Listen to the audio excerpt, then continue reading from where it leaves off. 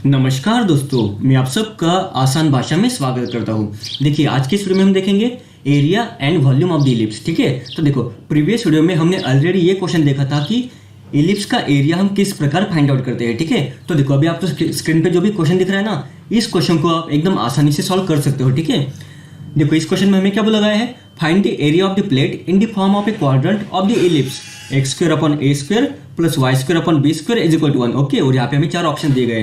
तो आपको क्या करना है, आप इस वीडियो को यहीं पे पॉज करो और इस क्वेश्चन को खुद से सॉल्व करने की कोशिश करो। ठीक है,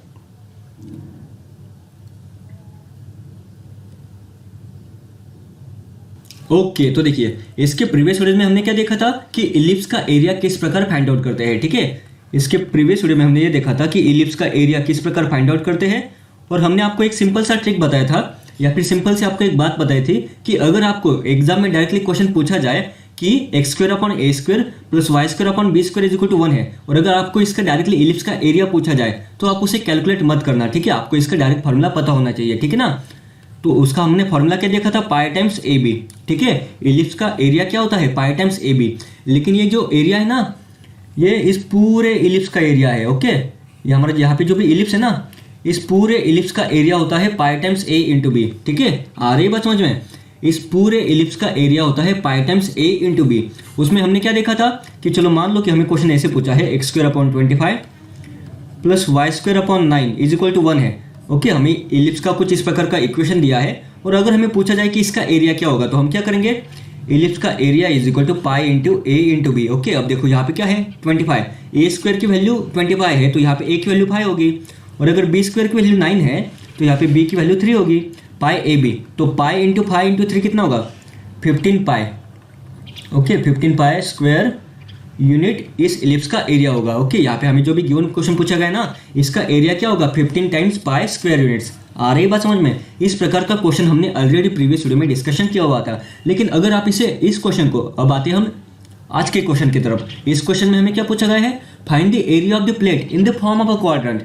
यहाँ पे क्या बोला, इन the form of a quadrant. In the form of a quadrant, इसी का मतलब क्या होता है, देखो यहाँ पे इलिप्स के यहाँ पे 4 क्वाड्रेंट है। यह है क्वाड्रेंट नंबर 1, ये 2, ये 3, और ये है क्वाड्रेंट नंबर 4। ओके, और यहाँ पे इन the form of a quadrant बोला है, मतलब यहाँ पे सिर्फ हमें एक ही क्वाड्रेंट का एरिया फाइंड आउट करना है।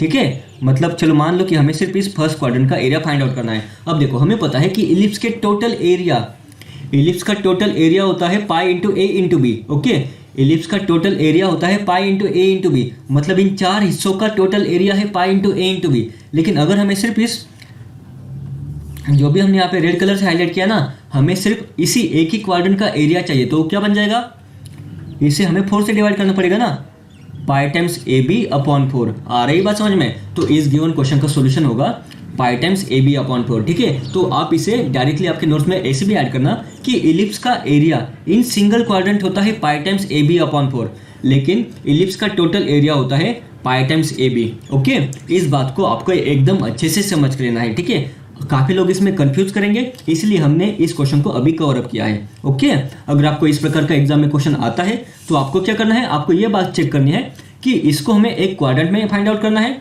या फिर हमें पूरे इलिप्स का एरिया फाइंड आउट करनी है। ठीक है, ओके, अब जैसे कि हमने इलिप्स का एरिया देखा, उसी प्रकार हम इलिप्स का वॉल्यूम भी फाइंड आउट कर सकते हैं ना। तो देखो, इस क्वेश्चन में हमें क्या बोला है, find the volume of the ellipsoid x square upon a square plus y square upon b square plus z square upon c square is equal to 1। Okay, अब देखो यहाँ पे हमें इलिप्स का वॉल्यूम पूछा गया है, तो देखो आप सबसे पहले क्या करोगे, आप सबसे पहले वॉल्यूम का फॉर्मूला लिखोगे, volume is equal to triple integration of d x d y into d z. लेकिन देखो, इसमें दिक्कत वाली बात क्या है, इसमें दिक्कत वाली बात यह है कि अगर आप यहाँ पे ये इक्वेशन भी लिख देते हो ना, तो भी आपको इसके लिमिट्स को फाइंड आउट करना है, बाद में उसे सॉल्व करना है। ओके, और बाद में उसे सिंप्लीफाई करते जाना है। ठीक है, आपको इतना सारा स्टेप्स करना पड़ेगा, इसमें आपका काफ़ी सारा टाइम वेस्ट होगा। इससे बेहतर यही होगा कि आप वॉल्यूम ऑफ इलिप्सॉइड का फॉर्मूला डायरेक्टली लर्न कर लो। ठीक है, इससे बेहतर यही होगा कि आप देखो, अगर आपको इस क्वेश्चन को सॉल्व करना है तो आपको क्या करना पड़ेगा, आपको सबसे पहले लिमिट्स की वैल्यू फाइंड आउट करनी पड़ेगी, फिर इस इंटीग्रेशन के फंक्शन को सॉल्व करना पड़ेगा, और बाद में इस जो भी हमने फंक्शन लाया है उसे और भी सिंप्लीफाई करके हमें फाइनल आंसर निकालना पड़ेगा। लेकिन देखो, इसमें आपका काफ़ी सारा टाइम वेस्ट होगा ना, लेकिन एग्जाम में तो आपके पास इतना टाइम नहीं होता है। तो आपको क्या करना है, वॉल्यूम ऑफ इलिप्सॉइड को आपका ये डायरेक्ट फॉर्मूला आपको लर्न करना है। ठीक है, वॉल्यूम ऑफ इलिप्सॉइड क्या होता है, 4/3 टाइम्स पाई टाइम्स ए इंटू बी इंटू सी, ठीक है। वॉल्यूम ऑफ इलिप्सॉइड का फॉर्मूला होता है 4/3 पाई ए बी सी। आ रही बात समझ में? और इसी के साथ आप ऐसे भी लिख लो, एरिया ऑफ इलिप्स क्या होता है?